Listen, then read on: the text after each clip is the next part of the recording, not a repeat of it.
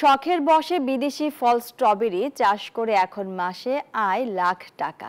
এই গল্প মেহেরপুরের মুজিবনগর উপজেলার প্রত্যন্ত গ্রাম জয়পুরের মঞ্জুরুল ইসলাম নামের এক কৃষি উদ্যোক্তার। পরামর্শ ও কারিগরি সহায়তা দিয়ে উদ্যোক্তাদের পাশে থাকছে কৃষি বিভাগ। ডালিম সানোয়ারের তথ্যচিত্রের ডেস্ক রিপোর্ট। মেহেরপুরের মুজিবনগর উপজেলার প্রত্যন্ত গ্রাম জয়পুরের মঞ্জুরুল ইসলাম 3 বিঘা জমিতে শখের বশে চাষ করেছেন বিদেশি ফল স্ট্রবেরি। রাজশাহী থেকে কিছু চারা এনে বাড়ির ছাদে লাগান তিনি। সফল হওয়ায় পরে 10 কাঠা জমিতে স্ট্রবেরি চাষ করেন। ফলনও বেশ ভালো হয়েছে।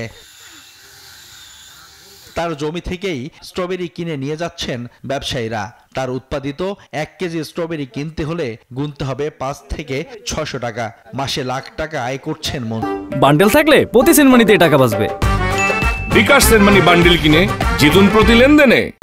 খরচ খরচা বাদ দিয়ে আমার এভারেজ 11 থেকে 12 লাখ টাকা প্রফিট হয়েছিল।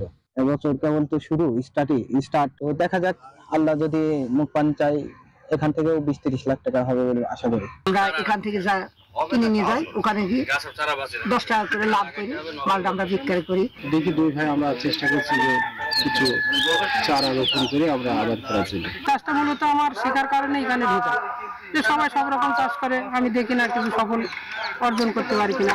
স্ট্রবেরির আবাদ বাড়াতে উদ্যোক্তাদের পরামর্শ ও কারিগরি সহায়তা দিচ্ছে কৃষি বিভাগ। মূলত যেটা সমস্যা সেটা হলো চারা উৎপাদন যদি আমরা সঠিকভাবে করতে পারি তাহলে স্ট্রবেরি আমাদের সঠিকভাবে ডেভেলপ হবে। মঞ্জুরুল ইসলাম ছিলেন একজন ডিশ ব্যবসায়ী। এখন রীতিমতো কৃষি উদ্যোক্তা বনে গেছেন তিনি। চাকরি নামের সোনার হরিণের পিছনে না ছুটে উদ্যোক্তা হয়ে বেকারত্ব ঘোচানো সম্ভব বলে জানান তিনি।